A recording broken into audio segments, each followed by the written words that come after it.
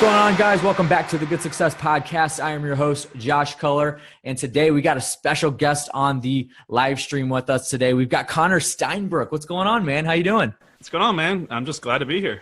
Awesome. So I'm actually going to be looking this way because I got Connor on this screen right here on my laptop here. So Connor, we have met him. He has been through our Good Success Mastermind, and he's in our network. Like everybody we know, everybody we know, you know. So it's that kind of thing. It's a never-ending circle. So we're really excited to have him on, and he has his own show as well, which Tom Olson, the president of Good Success, has been on several times. And Connor has actually been on our podcast. That was like the beginning of last year, I think. So that was a while ago, talking about joint venture virtual wholesaling. So that was a really good podcast. If you guys missed that, make sure you go check it out. I'm not entirely sure off the top of my head what episode that was, but we'll leave it linked below in the live stream. Kevin's going to keep an eye on that right now. So anything that is talked about with a website or any of Connor's social media platforms or any of his contact info is going to be linked below. So you guys make sure you keep an eye on that. So before I get into our interview with Connor here, so I'm going to talk about a few things. So the first thing is our Good Success Mastermind. And oh my goodness, it is just a couple weeks away. The May event, second quarter event it's going by way too fast. And we are going to be in Chicago, Illinois. So if you guys are interested, it's not too late to sign up. Go to goodsuccess.com/mastermind to find out more about that. We do have you fill out an application, and you guys got to tell us your numbers, but we also vet your character, what type of person you are, and we want to make sure that you're going to fit in the group perfectly and that you are good for the culture. So outside of that, we got our Community Go-Giver event coming up. So Community Go-Giver event's coming up in July 25, 26, 27. If you guys watch any of our live streams or listen to our podcasts, you guys know that we are just super excited about this. We have a heavy hitter lineup that's going to be speaking at this event. More information, go to communitygogiver.com. Kevin's going to link that below, so you guys check it out. Seats are selling out. Connor, you know how it is, man. We have, Walter is going to be at our event. We're hosting this with Walter. Jim Ingersoll is going to be there. It's going to be a pretty heavy hitter lineup, so we're super excited about it. So seats are selling out, guys. We only have 80 available. Like, that's not anymore. Like, we are selling out at 80, and we've already sold several seats. So we're very excited about it. And we know it's in the summer, but guys, it's going to sell out if you miss out on it. So communitygogiver.com, we'll have it linked below for you guys. And then if you are watching this live stream right now on Facebook, thank you guys for joining us. If you are on Connor's platforms and you don't know who we are Good Success, and we're all about sharing success and having the right kind of success. So welcome to the podcast. Thank you for joining us. And Connor's a great asset to our actual network, and we love him to death. So thank you guys for watching. Make sure you share this around, give some likes, and then leave comments below for us. All right, so without further ado, let's go ahead and get into this. So Connor, man, it's been it's been forever since we had you on our podcast, but we're super excited to have you back. So for those, since we've had you on the podcast, when you first introduced yourself back then, a lot has changed for us. I mean, we've gotten a larger of an audience. It's been a while since we've had you on, so our audience has grown. I'm sure your audience has grown as well. So do us a favor for the people on our platform who aren't sure who you are. Give us a brief introduction, who you are, what you do, how long you've been doing that, what market you're in. We know that you do like everything. So Connor does like seriously one of the most intelligent people you ever meet, very savvy, and just does everything in real estate you could possibly think of. So if you watch all of his YouTube videos and listen to his podcast, you'll know that. So anyway, Connor, go ahead, man. What's up? Hey, let's just make sure my head doesn't float off the screen here real quick. Yeah, we're good. We got you. Hey, look, y'all have done an amazing job. I send people to y'all all the time. I think what y'all do with Good Success is great. So if y'all don't know who I am already and you don't follow me on Good Success or through Investor Army, that's what we have out there publicly as our brand. We run a training consulting company called Investor Army. We have the Investor Army podcast. We have the 2 YouTube channels, Investor Army and then Investor Army podcast. So on the podcast channel, we do interviews with like Tom Olson from Good Success. And then on Investor Army, we're just doing training, little lessons on the dry erase board and at the properties that we have and little case studies that are going to help you with your business. So the reason why we're going to talk about social media here today is because I essentially, when I started my business, didn't do so well, right? I made a lot of mistakes. I'm the first one to say it. Nobody's perfect. And I ended up $65,000 in debt, facing bankruptcy, working for minimum wage, trying to figure out how to fill my car up with gas just to go meet with sellers, right? And I use social media to leverage my basically non-existent bankroll, right? So how am I going to grow a business if I have no money? So I went out there on the internet using social media sites, reverse engineering county records, and used a lot of internet marketing. And that's essentially how I built my business. And on the last podcast we talked about joint venture virtual wholesaling, which is essentially a double assignment strategy where I went out there and built a large buyers list using classified sites, social media, reverse engineering county records, and connected wholesalers who had deals under contract but didn't have a buyers list. I connected the two for 50% of the profit, and that's how I built my business. I started going back into regular wholesaling, flipping houses, became bank financeable, started keeping rental properties, started going into the note space, creating notes, selling notes, working with IRAs and land trusts, and I essentially, built a very good lifestyle for myself and through single family real estate. And then when I was going through that tough time, I remember making a promise to myself. I said, if I ever get out of this situation, I'm going to help as many people as I can replicate and duplicate what I've done. And that's why I started Investor Army, because a lot of people think they need to have money to do this business and they need to have a lot of resources and connections, when in reality it comes to being having a good work ethic, being resilient, and just staying with it until it works, because it will work for you. So then I started the podcast and YouTube channel, do a lot of similar things to good success. And that's kind of how we got to this point right here.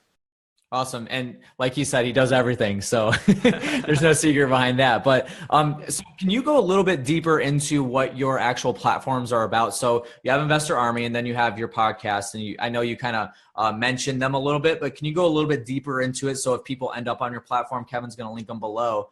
If people end up on your platform, they kind of know what to expect when coming there. Right. I mean, most of what we are going over on Investor Army is single family real estate investing. A lot of it is time management, organization, how to structure a business, how to create systems, how to work with virtual assistants, how to understand how a business grows and how to be efficient with your time. Because that's where I think, we're about to put out a couple of videos this week just talking about this alone. And we'll talk about this probably today, talking about eliminating the TV, getting on and off the phone quicker, staying out of the car. These are all time limitations that hurt business growth, right? So that if you can reduce the time that you have every day by shaving off seconds on a phone call, shaving off time in the car, if you replace that time that you save with profitable tasks, your income goes up. And so that's what we're all trying to do. We're trying to create systems. We're trying to leverage technology. And that's what we're going to talk about today, social media and technology, because you cannot generate a quicker, faster lead for a lower cost than using social media marketing. So all you out there that are using pay-per-click ads, that's okay, but you're not building an audience, right? And so what Josh is doing essentially right here is they're building an audience. So they can run pay-per-click ads all day long, right? They can just go straight to YouTube and Facebook and pay for these ads, or they can build an audience. And once that audience is built and y'all opted into their audience and gone and either gotten some of the free stuff they give out or just joined their email list, now they basically have the ability to market to you, and the cost of acquisition is one time as compared to having to pay for that impression over and over and over. So there's a difference between social media, internet marketing, where you're paying for leads, and then creating an audience, which we can get into in detail. But ultimately, when you look at, a lot of y'all are going to listen to this, most people that are listening to podcasts in the real estate space are the 25 to 34 year age range, right? And they're trying to figure out how to start a business, and not all of them have money. So let's look at real quickly the 4 ways that you can start a business, right? Number one, this is what most people do that don't have any money or time. They join an MLM or a network marketing company. This is the lowest cost entry with the most upside that someone can join, right? So you don't have a lot of capital at risk. Then the next way you can build a business is just to build the business from the ground up. But this is a lot of risk. This is a lot of time, a lot of energy and resources, and there's no guarantee that you're going to be successful. A step above that, you can buy a business. You can simply go to someone who's got a profitable business and purchase that business from them. You can purchase parts of the business. I mean, y'all watch Shark Tank, right? Everybody loves venture capitalism.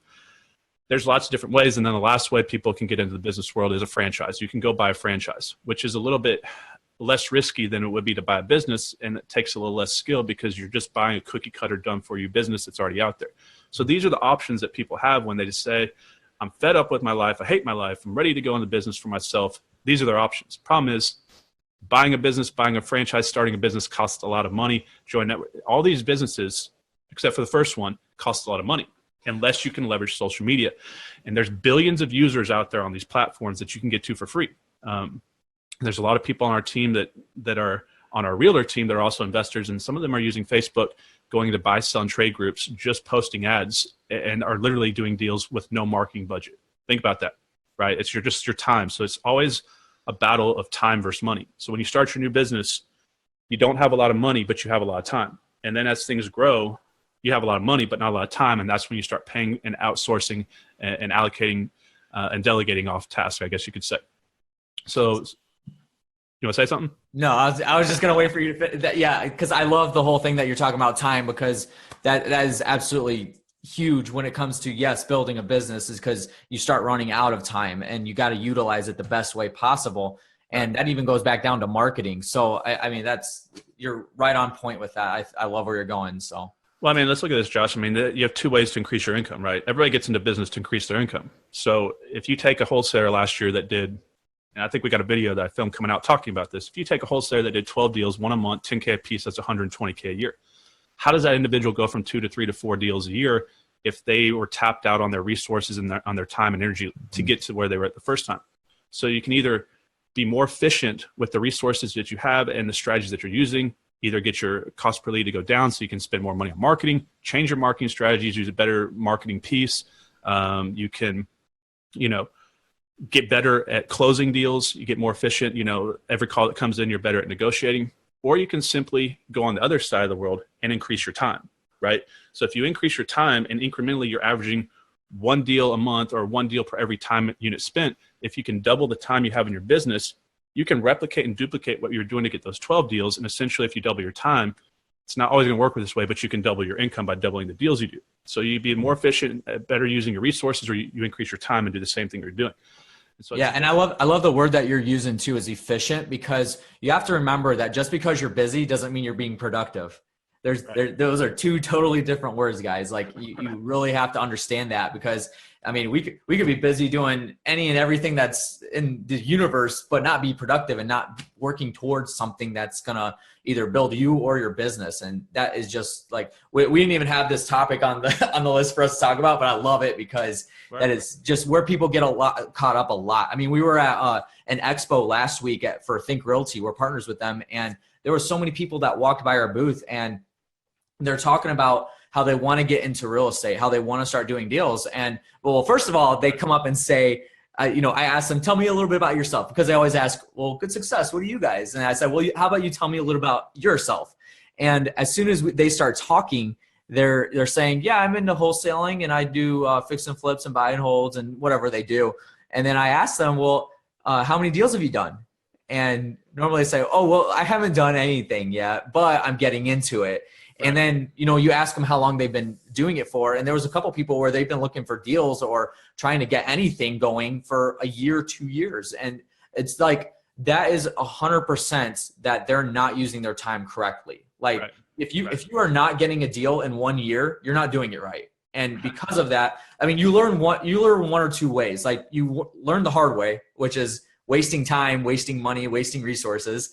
And then the other way is you pay for your education, or you can actually go out of your way to help, find a mentor or find somebody that's going to be able to help you through this whole process, like going to Investor Army or saying our platform's good success and that kind of thing. Like that was a shameful plug, but it's so true. Like you go find your education, or you're going to pay for it the hard way. Right. And it all comes back to time. You can save so much time by just educating yourself on all of this stuff. Well, I mean, it comes down to this, Josh. We don't get paid for time. We get paid for value. And so if you're not creating value for the marketplace, you're not going to make any money. And this is why the average entrepreneur or wannabe entrepreneur fails. And so I see this all the time. People are conditioned from a young age to work for time, trade time for money. And so, you got to get to where you're trading money for money, right? So that's where you want to get. But if you look at what happens when we're a child, we get conditioned to this schedule, 9 to 5, or you go to school and you go to classes and you go through school and you come out to the job world and you go to job at 9, you leave at 5. Most people are on this 9:01 to 5:01 schedule, like where, they're working only while they're there. So they've conditioned themselves over time to trade time for money and do the least amount that they have to keep that job. So they follow the path of least resistance. So they figure out, and really, to be honest, it's a survival mechanism if you look at it. So like if you look back in the caveman days or early on days, we conserve energy. So it's natural for our instinct to do the least amount possible to get the same desired result. And that works in the job world, because if you're not getting fired, you're still getting the check and you're still having your job. Right. Who cares, right? But then they want a better lifestyle for themselves, and they say, let's jump into becoming an entrepreneur. And then they come over and they take that same philosophy, which they live their entire life, into a world now where nothing happens unless value is created, and they get murdered, right? Because they come in and now sitting in front of the computer doing pointless emails or sitting on a phone call for way too long that doesn't create any value. This is where they struggle, and they don't understand that. And so they have to understand that they have to come out and create value for the marketplace. Let me transition here real quick, because we are talking about social media and technology. Yeah, no, absolutely. And how you can leverage. So if you look back, talking about the caveman, let's bring up how does information transfer? Because you cannot do business, you cannot do commerce if you cannot communicate with your potential client. And so how do you communicate, right? So if you look back in the caveman days, when we learned to speak, it used to be just like, point over there, point that stick, you go grab a stick. Then we learned to use words, and then we learned to read and write. And so once we learned to read and write, it connected our communities. We had the Pony Express. You could travel across the country and drop off a letter, and that was good. But what came next? Then the radio came, and then the radio came and changed everything, because now instantaneously you could deliver a message from a general to the troops on the battlefield, from people across countries. So we're connecting the world. And then following that, the television came out. Television replaced the radio because it's more sensory overload. So if you had a television and a radio sitting in front of you in your living room, which one are you going to watch? You're going to watch the radio or the television? Of course, you're going to watch the television. Now, if you had a black and white television and a colored television, which one are you going to watch? You're going to watch the one in color, because it comes down to sensory overload. That's the way our brains work. And so people transition from letters to radio to television to the personal computer to the iPhone, and now here we are on social media, just to kind of show you the evolution of the way information is transferred. And so you've seen this with Barack Obama, and you saw this with Donald Trump. Both these past elections were won by bypassing the national media circuit. They went direct. Obama raised all his money, $20, $30 at a time, going straight to social media. And then Trump used his Twitter account and went, that was the big thing. He's just bypassing the media. He wouldn't even do interviews with them, or at least the ones he wanted to, right? Yeah. So it's very, very powerful, because now people are able to selectively choose the information that they want to watch. You don't have to just turn on the TV and see what's provided for us and say, here's your choices. If you don't like it, you either have to watch it or just turn the TV off. Now people can go to YouTube, Facebook, Instagram, Twitter. They can go directly to a workout channel or a real estate channel like Good Success and find the exact information they want through keyword research. I can literally go on YouTube today and type in a video of, dancing cats or something weird, and it's going to pop up due to keyword research. So now we can selectively choose what information we want to see, and it's totally changed the world. Yeah. So the other thing that we're seeing is the elimination of inventory models and brick and mortar models all over, right? So you've seen this with Uber, Airbnb, Netflix, Amazon. Everything is moving towards a more technology-driven strategy because it's more efficient. It's a cleaner business model. Same thing with wholesaling. You're hearing more about virtual wholesaling. Why drive out to the property? Why waste all those extra minutes? Why do that if you can make the same profit with less time?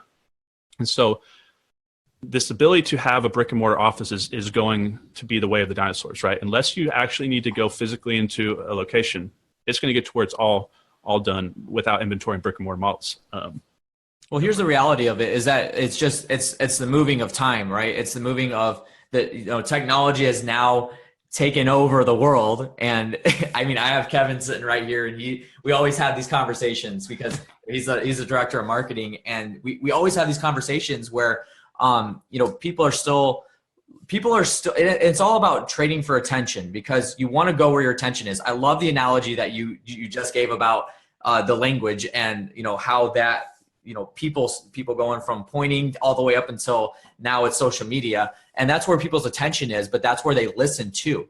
That's the platform that they are on, is that's got to be the language that you speak.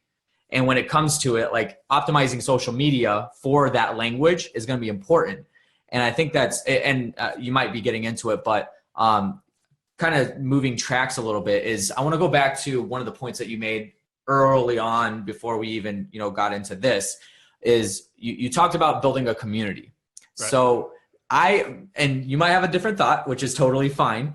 To me, I think that people get social media confused with just straight marketing.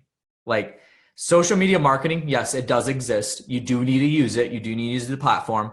But you have to remember that social media is called social for a specific reason. That you're not just on there to market to people. They don't care about that anymore. I'm actually reading a book called The Participation Game. And they're talking all about social media and building your brands on social media. And all they talk about is how people, your consumers, have been sold to for forever. But now that they're able to choose the actual like channel that they want to be on, they want to be on the platform. If they want to go to Uber, if they want to go to Amazon or wherever they're going, they're going to go there. It doesn't matter like right now if you are selling in their face or not.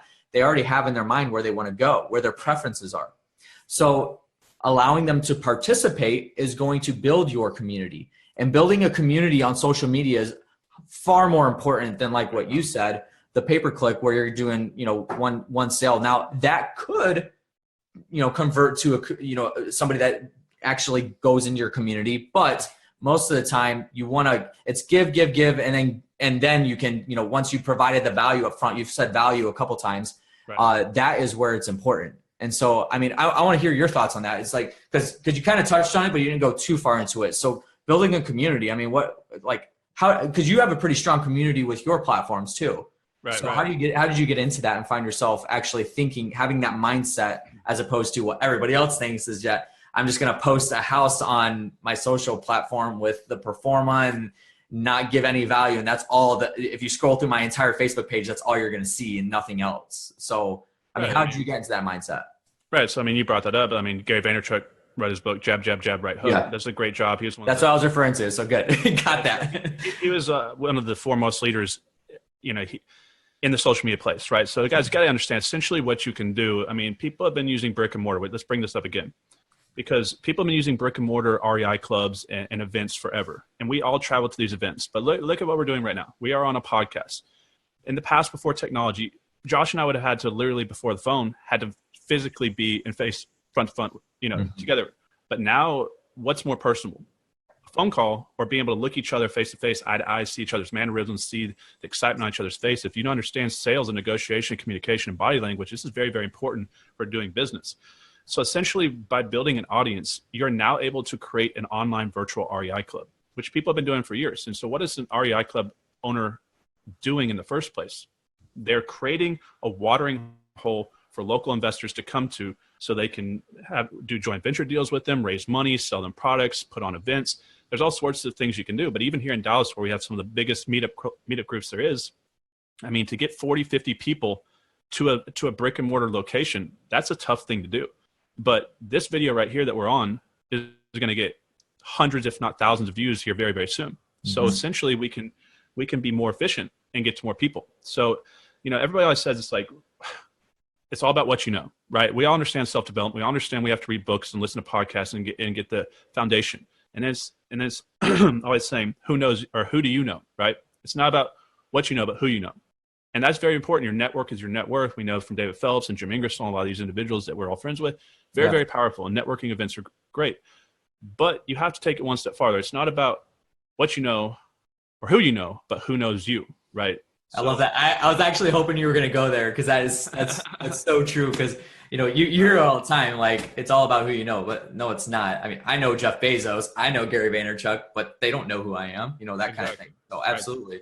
Right. So the more people that know you that you don't know, you can literally directly correlate this to net profit. So if you got 1 million people following you that you've never talked to, but they follow you every day, it's very powerful, right? Mm-hmm. And so essentially what we're doing right here, let's look at an overall strategy. Like right now, what I'm doing is I'm on the Good Success podcast. They have an audience that's already been built. So y'all have already built an audience. So right now I'm borrowing your audience essentially. Mm-hmm. So I'm getting in front of an audience. Some of y'all know me, some of y'all don't know me. But what happens is if I speak the right words on this podcast and you say, hey, I actually kind of like that guy, or some of y'all are like, hey, I hate that guy, I don't want to follow him. But those of you who do want to come and check out what we're doing with Investor Army, and you come and start watching my channel, start listening to my podcast with Tom Olson, essentially what I'm doing is I'm now controlling part of their audience. So I went from borrowing it, being in front of it, to controlling. Say there's 1,000 people watch this, X amount of them are going to follow me. Now, those who come to investorarmy.com and put their email information in or grab our free book list or free whatever we're giving out for the month, now I've captured your information. Now I have your phone number, your email. Now you're part of Investor Army, and now I own that audience. So I've acquired that customer, that client that I can, send free gifts to. I can invite to boot camps we're putting on. I can, whenever we put out products, So you go from borrowing, controlling to owning an audience. It's very important. Now, how much did that lead cost you though? A little bit of my time, right? Exactly. But it's okay because you're reaching potentially thousands of people that don't know who you are, and you're on our platform as an influencer, and that is almost more valuable than anything else that you can think of. Right. So totally love it. Here's a real life example of how this is exploding. So as you all know, I'm a part of eXp Realty. This is the fastest growing real estate company that's ever existed. It's the first, agent-friendly, agent-centric business model that allows brokers or real estate agents to come on over, switch their license over to a 3-income stream model. We have a commission-based business. We have our stock, our ownership of the company, which is our retirement plan. Then we have a cash flow model. If you guys want more information, contact me later about eXp because this has been really big. A lot of people contact me about this. But I can get in front of another person's audience like I did the other day, and someone in that audience started following my videos. They started watching my videos. Then they went to some of our eXp videos, and they called us and asked to join our team. That's how powerful this can be. So I went to an audience where none of these people knew who I was. I was borrowing the audience, and then they started following me, so I control that audience. Still no cost of acquisition for this lead, just my time. And then essentially it turned into business. So out of 1,000 people, let's say, that watch this, we play with so much money in this business of real estate that you don't need to convert too many leads. It's not like you're needing to convert 50% of them. What would happen if 5 of those 1,000 people became a lender of yours, or they brought you a joint venture deal that you could do, or they just sold you a deal, right? So it's very, very powerful. You want me to elaborate on any of that, or? No, I think that's perfect. That's totally understandable because a lot of people just don't get the concept of building a community, and it's that community is just more valuable than anything else you can, and you have to leverage that community too. Like you have to curate that and continue to provide value, because if you don't continue to provide value, they're going to fall off, because then they're going to see, or even worse, they're just going to, like, Facebook's going to push their algorithm down so that because they're not interacting with any of your content, and you're not going to, like, they're not even going to see you ever because they're not interacting with your content. Like that could even be worse, but right. that's a totally different topic. But yeah, I mean, you brought it up earlier, give, the law of reciprocity. I mean, if you give something, say I was to show up at Christmas or somewhere and I gave you a present and you didn't have a present for me, what are you going to do? Unless you have no shame, right? You're going to be like, hey, I got to go out to my car real quick, and you're fly over to Walmart or the gas station. You're going to buy me some gift to act like you didn't forget, right? Because you don't insult me. So when you have a channel like Good Success or Investor Army, and we're giving and giving and giving hundreds of videos, some of the stuff that we give out on our channel, Same with Theology, I'll have a really good channel. Man, I can't tell me hundreds of thousands of dollars of mistakes I made in my business. I give this out for free to people, right? Mm-hmm. But we monetize everything behind the scenes in many different ways. We're just not pressing it on the consumer. We're not doing a direct approach. Right. So for good success, right? Y'all give out a ton of free information, give out a ton of free value. You help people, and then they realize you'll have the Good Success podcast or your Go Giver events. or your Good Success Mastermind. Mm-hmm. And they say, hey, look, I use some of the stuff they taught me for free to do $50,000, $60,000, $80,000 with deals. Why not come back and join the mastermind and get in front of a bunch of other successful real estate investors? And it just keeps going from there. So you under promise, over deliver. And so everything I want to do is I want to, for example, our home study course, I sell them for a few $100. It took me hundreds of thousands of dollars of mistakes to learn that information. You get it for a few $100. So it's just very, very powerful to be able to get in front of an audience and build an audience, because you can do, raise money, do joint venture deals. A lot of y'all have events that I can help you fill. I can do affiliate sales. So when we build our email list, if you put together some type of homestay program, you can reach out to me. I'll look at your program. If I feel like this can be promoted to our list, we'll send it out there. We have sponsorship deals. Quest IRA is sponsoring our podcast now. So there's lots of different things you can do with building this audience. But ultimately, it comes down to generating a lead, or your cost per lead, at the lowest that you can. So I figured out that we're under 5 cents a lead for what I'd have to pay 25, 30 cents for if I paid for a pay-per-click ad. And it's because of building the audience. Now you're front loaded in doing this. This is not an immediate gratification strategy. This is a delayed gratification strategy. Yeah. So all your effort, energy, and resources are going to be front loaded, because if you have 10 people sharing to 10 people, you don't get out very far. But when you have 1,000 people sharing to 1,000 people, and then 3,000, 5,000, it just accelerates and snowballs. And we create what's called hockey stick syndrome, where you're going flat and then it accelerates and goes up quickly.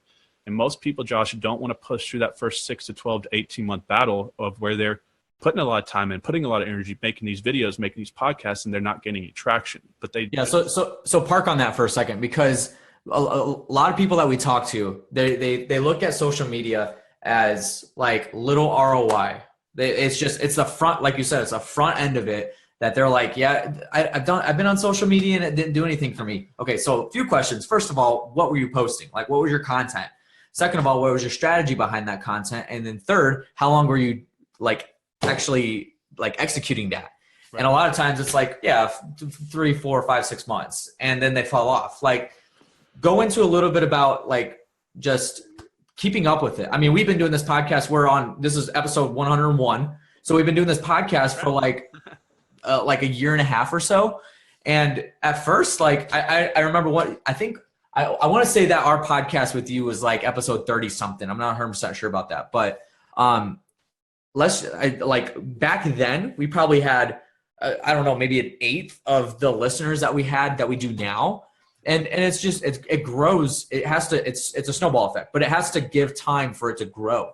And, in another year and a half, hopefully we have you on before a year and a half is up, but in another, like, let's say 5, 6, 7, 8 months that we have you on, the audience is even going to be bigger. Right. But it's because you got to put the time and the effort into it and create strategies behind that. So go into a little bit about that, because I'm sure you've had people all the time ask you like, yeah, I've worked on social media, but it didn't do anything for me. Like, there was 0 ROI, and like, it'll have little ROI, but it'll get there. So right. Yeah, I mean, what are your thoughts on that? I mean, everything you do is going to always take longer than you thought and take more resources than you thought to do it. And so here's the reason why a lot of people get frustrated and fail at business. They create an internal dialogue of the way it's supposed to go. So they put all their goals down. They follow the process of self-development. They're like, in 2 years, I'm going to have all this done. I'm going to have all these rental properties. I'm going to have X amount of subscribers. And then when they get to that present moment in time, the internal story that they've written doesn't line up with reality, which is they're not where they want to be. And that causes stress, anxiety, and depression. That's when people get burnt out. Mm-hmm. So first of all, you have to be realistic. The second thing to touch on, one thing that y'all have done very, very well, Josh, is that y'all have the process of understanding consistency and momentum down very well. You got to realize you're fighting for market share. And the reason why you're not breaking through is because you're you're a brand new social media account that's coming out. You're fighting against people who have already had some domain authority or already some seasoning into the business. And in order for you to gain time from the community, you have to steal it from the people that are using it, if that makes sense. So you're fighting for market share, just like television channels are fighting for viewership. It's a competition. Everything in this world is competition, and we don't give out participation trophies. You have to win. You have to create value for the marketplace. And so what we're doing is we're essentially creating a television channel, or with a podcast, a radio show.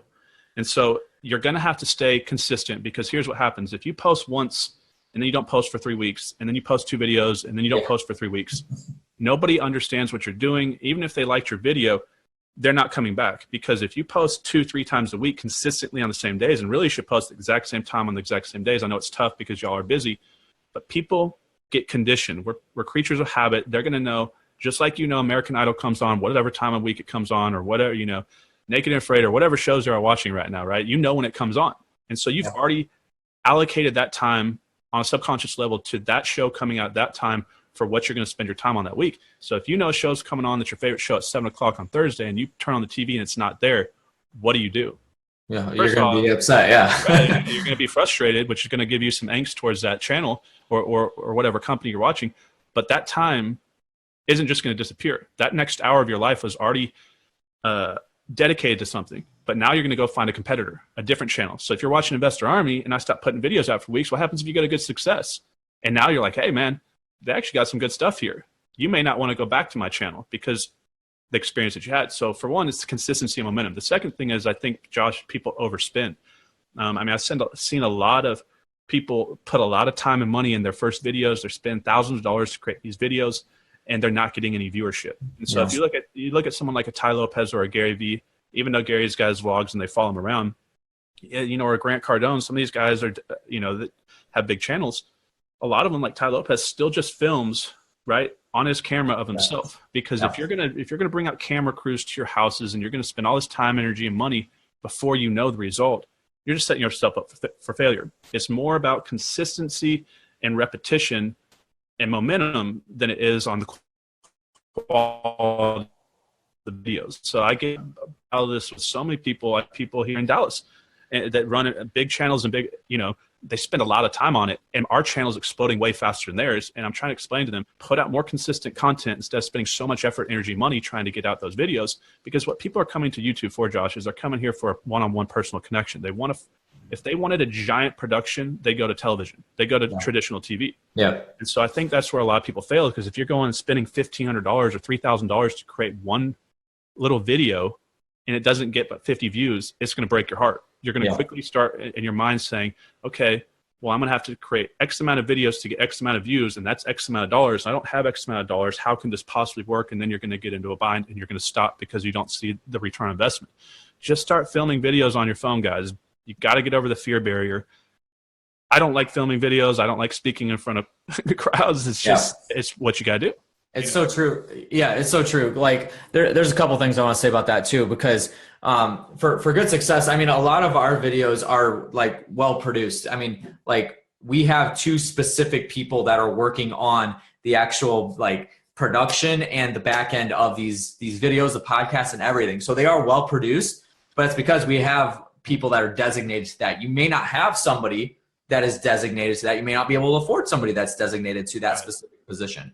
But like he said, let me just give you an example here. So I'm going to plug my my cousins here that are in the San Diego area. So they have a YouTube channel called Daily Bumps. I believe they're at about 3 million subscribers right now. Wow. And it started off with them just taking a little, I mean, like they've been doing this for, I believe 3 or 4 years, I think it was. Wow. But they started off with a little, just, you know, point and shoot camera, just a $200 like point and shoot camera, and just vlogging their day every single day. Now, there's no production behind that. It's just literally like a 15-minute video of just random clips throughout their day. And it's just the sheer consistency. Every single day they come out with a video for the past 4.5 years, which is crazy. And the way they were able to grow so big was because of the community that they built. I mean, go and look at it up. I mean, it's Daily Bumps. And like, I was actually on their videos in August of 2016. We went and visited them out in San Diego, and just like the community that they built is absolutely insane, because people feel like they're a part of their lives. That's what it really is. Like you said, it's a one-on-one connection. They're on the platform of YouTube to connect with somebody, and they've done it. Like you go look at any YouTube channel that's over like 1 million subscribers, or even 500,000 subscribers, doesn't matter, and even Investor Army, like you're connecting on a different level. And like it goes back to the platform that you're on. You got to speak the language, because what works on YouTube won't work on Facebook.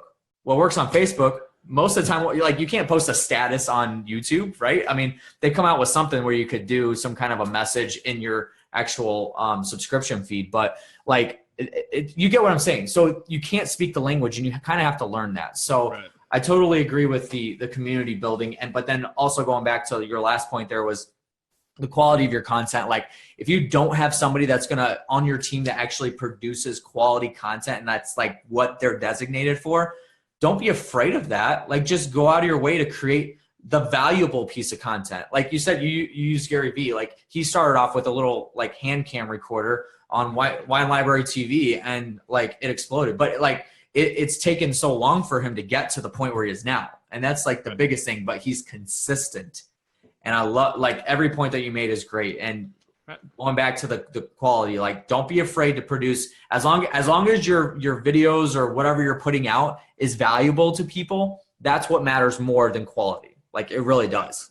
And then like he said, the consistency. Like if you know somebody got on at I think it's 8:00. The Walking Dead is on AMC on Sunday nights. I think it's 8 or 9, whatever time it is. I don't watch it, but my friends do. So, but if let's just say, you know, Walking Dead doesn't come on at 8:00, and like it never happens. People are like, "What in the world? What's going on?" Like they freak out and they get upset, because it was not consistent when it came down to it. And, you know, they probably would lose viewership if that happened. But, you know, there's hardcore like Walking Dead fans, so they wouldn't lose a lot, I would think, but they would lose some. So you have to stay consistent. You have to keep putting content out there, and that's what's important. So Connor, kind of switching back on track. So obviously you are heavily in the investor community, doing just about anything that's in real estate investing. So let's kind of dial it back, because what we've been talking about is kind of more along the lines with somebody that wants to be an influencer. So you on Investor Army, you're an influencer. You're giving value to people, trying to educate them on the real estate market. Same thing for us. And we're a little bit broader than the real estate market. We talk about mindset. I mean, I know you talk about those things as well, but we talk about, a bunch of other things, systems, processes, and that kind of thing. And more on like, yes, business, but also personal. So that's kind of the influence we're going after. Borderline self-help, but you get what I'm saying. So, right. But the point is that we're both influencers in the markets that we're in the demographics we're trying to reach. Let's say somebody is not interested in being an influencer on social media, but they still have to leverage social media in their marketing. How would they go about doing that? So let's just say somebody is a wholesaler and they're like, yeah, I'm just wholesaling. I'm not interested in teaching people what I do. I'm not interested in sharing any of that information. I just want to sell houses. I just want to buy and sell houses. How would they be able to leverage social media for that? Right. So you don't necessarily have to create an audience. You can go direct to social media to your client or your customer base, right? So you can run, there's all sorts of things we do with Facebook and social media marketing. We sell our houses with owner financing by running ads on there. We can rent our properties. You can go in and buy properties. So you got to look at proactive versus reactive marketing. So proactive marketing would be essentially you're proactively going into a classified site or social media site. So you're going into Facebook groups, looking for people who have deals for sale. There's wholesale groups, and you can find deals this way by proactively looking. Now you can also throw like fishing, throw a line out in the water, right? And reactive marketing, where you can run ads inside those Facebook groups, or you can run paid ads out there and wait for a response. So just like you can do with direct mail, anything that's has a keyword to it, divorce, tax delinquent, right? So we can target keywords off people's Facebook pages and market directly to that individual. Also, when people sign up to a social media account, they give data, information. That's what these sites are doing. That's how they're making money. They sell that information later, essentially. So people who come in, you can, we tracked like around 100 deals, I think we did.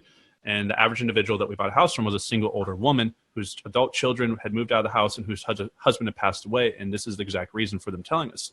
So a lot of them bought a house in the 50s and 60s when their family was getting started. They may have paid $100,000 for it then, right? And here we are 50 years later.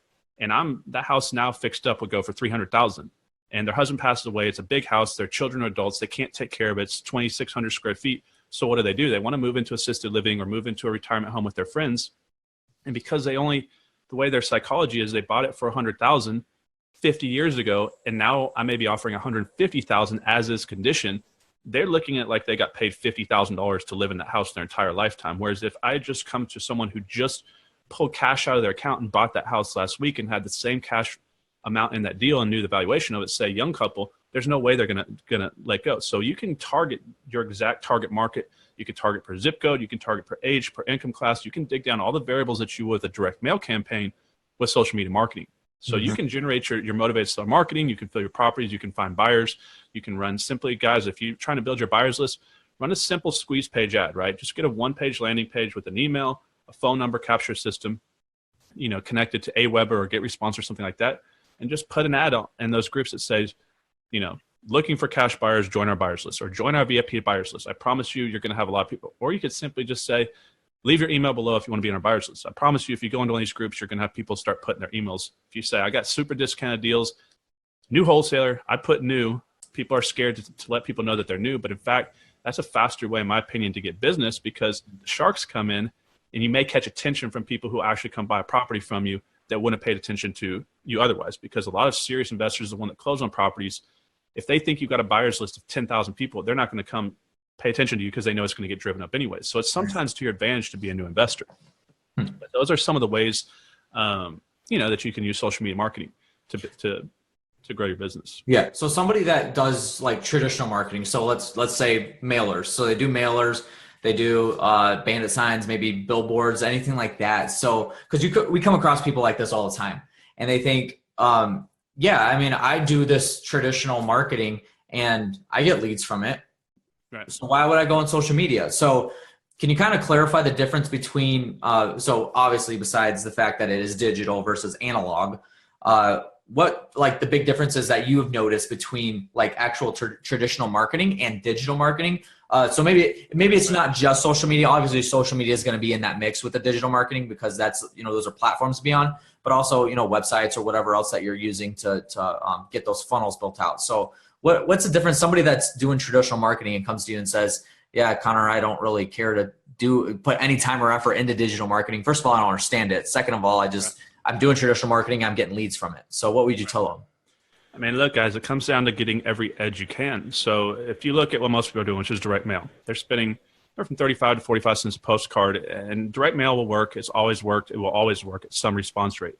But you're fishing in the same pond that everybody else is, and everybody's sending the same canary yellow postcard with black ink because it's the cheapest one to send. And most of these homeowners don't even tell the difference between the company because they're not looking at it close enough. They're just throwing it in the trash. But those who do are getting that postcard. So if you're doing direct mail, you get in their hand. But what you can do with social media marketing is you can get inside their bedroom, on their computer, in the most intimate place that they have late at night when they're stressing out.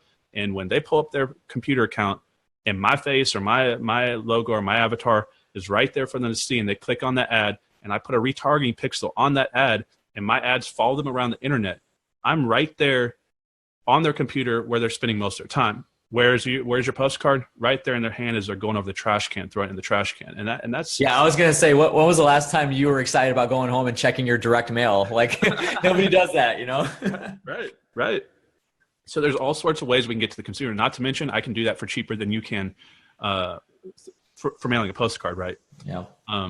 It's coming from a different approach as well, right? So people, for example, I mean, this is just a different approach, but I'm just giving you kind of an idea of how people see things differently. So like instead of putting a yellow postcard, we have flyers that go on people's door. They're bright yellow. They have to physically bend down to pick it up. Just that extra motion and the way our brains work is going to make you look at it just for a second, where you may not look at that postcard when you're bending over. So you have to look at how the information and content is being delivered to your consumer and to your customer. And man, I don't know a better place than to have it right there on their computer inside their room. I mean, if you can tell me one, I'm all ears, right?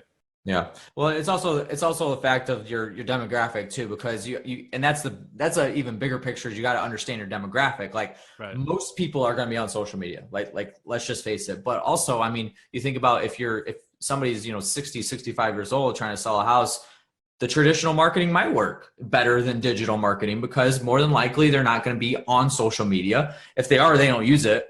That kind of thing. So you got to definitely study your demographics. So we're not saying that traditional marketing is totally out of the picture. He said it himself, like it works still, but you got to know what you're shooting after and what your cost is going to be definitely. So right. Totally. Let's go back a little bit and talk on this because it's important as well. Because a lot of people are sitting at home and they're like, well, I don't know how to create a video. I don't know how to teach a lesson. I'm not good on video. But guys, you have to understand there's a difference between documentation and creation. So vlogging versus creating a training video. So right now this is a form of documentation. We're just having conversation. We're using elements of creation that we've done from time in the business and understanding it. But here's how powerful it is. So in your local market, when you become the local go-to guy and you're out there at the clubs and you're out there on social media. So when I built this audience, Josh, what I did was essentially, because I'm on camera, the way that our brains work is from an early age, we see people on camera as a position of credibility. We see them as essentially a celebrity, right? And that was not the intent, but that's what's essentially happened. And so now everywhere I go, I have all these young entrepreneurs that are out there hustling the streets trying to be new wholesalers, and they're watching my videos to learn how to do this. What do you think they do when they get a house under contract that they can't sell? And I'm the one that taught them how to do a double assignment. They bring them to me. So that's another way that we monetize leads. Also, people all the time are contacting me. They find out I have a big database and they want to bring their services to it. They give me reductions in the services they use. I can do referral marketing. I can refer people to contractors that I use and all sorts of different ways to monetize the audience. But if you can't create a video, document it. Just go to your properties. Just go and film yourself in your day-to-day of what you're doing. So if you can't provide the value, provide the entertainment because it works the same. There's people out there, and I'm not going to name names, but they really don't give any value out, and their channels are not that great, and they've got huge followings. It blows my mind, and it's because they're entertaining. And so not all of y'all are going to be entertaining, and some of y'all aren't going to have great content, but you can find your swing if you just start playing around. And really, if you just start posting videos, people will start following you. Yeah, I love the because I tell people that all the time because when they ask me like how do you keep coming up with content?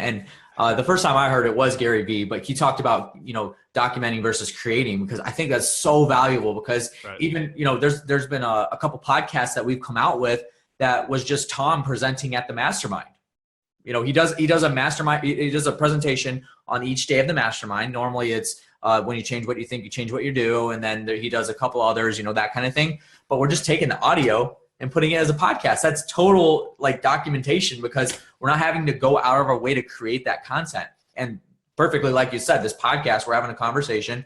We're going to, probably like produce this into the podcast after we're done here. But at the same time, like we're kind of just having a conversation. We're documenting right now, because we're going to be able to cut this up into micro pieces of content later on, which that is on the border of creation and documentation, because it's documented content that we've taken, but we're actually going to create other bits of content out of it.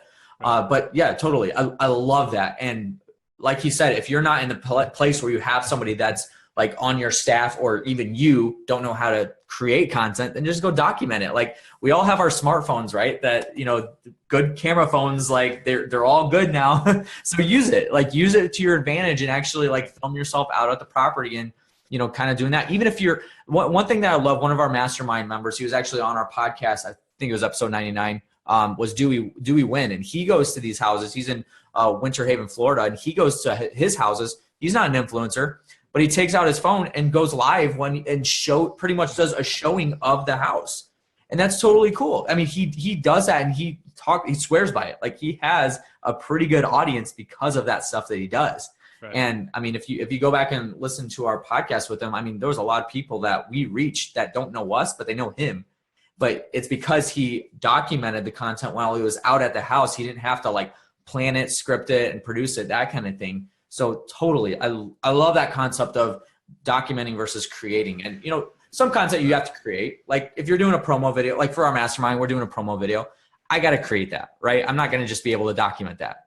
But for the most part, if you're somebody, again, that can't just create content because you don't have that skill or talent, just document, like totally document. And you get what we're saying here is just taking your phone out, documenting that, you get on a podcast with somebody and kind of, just kind of strip the audio, whatever you want to do. You have to get creative with it. Totally. Exactly. So I love that. It's a lot more energy and a lot more effort to create than it's to document. Absolutely. And it takes a lot more skill. And yeah, absolutely. Absolutely. So Connor, we're going to go ahead and move on a little bit here. So we could talk all day about this. We could do an entire podcast every single day this week and not be done with it. So let's go ahead and move on here, because we got to wrap this up here in a few minutes. But I want to get to a couple questions that we ask every single person that we do on these interviews. So the last thing here is, what is something that you learn? We're totally switching tracks here, but we need to. So something that you know now, and it could be the social media stuff, but something you know now that you wish you knew back when you first started investing into real estate. So somebody comes up to you that's not even done a deal yet and says, Connor, shed some wisdom on me. What do you know now that you wish you knew when you started? What would you tell them? Right. Like the biggest thing that's changed my life is a combination of passive income and multiple streams of passive income. So those of you who followed me or understand my backstory, I used to have a very high net income, but I was a low net worth type of individual. I was at the top of the online poker world. I made a very good living for myself. But when that disappeared in 2011, I had one income stream and it about bankrupted me because I didn't know what I was going to do. And just because I had success in one industry, nobody cared about that, right? You go out into the job market or you go out there and start a new business. They're not going to care that if you were successful at running a restaurant, that you're now wanting to start a real estate business. So understanding that I need to create multiple streams of income, passive income, that's what set me on the movement to go into real estate. That's why I went into real estate in the first place. I read Rich Dad Poor Dad, and I understood quickly that I was going to dedicate my life. So every minute of my life is to go towards passive income. So even though everybody knows me from wholesaling and flipping houses, these are transactional active income types of deals where we're getting or as an agent, we sell a house, we get a commission, but all that money's taken and put into capital assets or some type of business that's going to build real residual income streams. That's what's going to set you free. That's going to give you a lifestyle that you can go and coach your kids' soccer team, take your daughter to ballerina practice and travel the world and give them the experience that we all wanted, right? So it doesn't matter how much money you make, because I know a ton of high net income individuals, and what they do is they essentially just increase their lifestyle. So instead of eating a 8-ounce filet, they get the 16-ounce filet. Instead of buying a $20 bottle of wine at dinner, they buy the $80 bottle of wine. And so they just increase their income. But by having this passive income stream built up alongside, it doesn't matter if you deplete your resources that came in that month, coming behind it next month is another amount coming back in your account, depending on how big you build your cash flow up.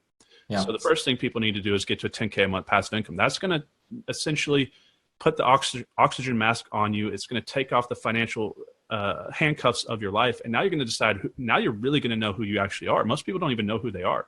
And until you get the financial picture or problem out of your life, you can't really focus too very well on your relationships, on your physical condition, on your faith, on the other areas of your life, because it's such a pressure and such a burden for people to carry this weight of not being financially free. And a lot of people are in debt.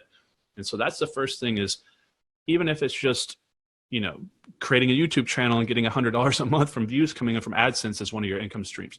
And then, creating a secondary business that's symbiotic alongside real estate, similar to what good success is, right? So you need to create more businesses than just one, because if you have all your eggs in one basket, you're in jeopardy of what happened to me. And so that was the biggest lesson I learned early on in my life, is that it doesn't matter how successful you are, what you have at that present moment can disappear overnight like it did for me. So you have to have multiple streams of income.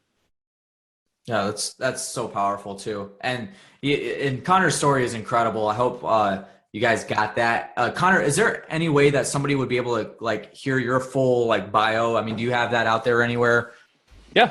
I mean, I think it'd be good for them to actually, if they're looking at social media, y'all go back and check Investor Armies from the first videos that we put out, and you can clearly see that they're not that great, right? It was just me getting on camera in front of my computer, and I tell my story a little bit in those early on videos, but you can see quality gets better.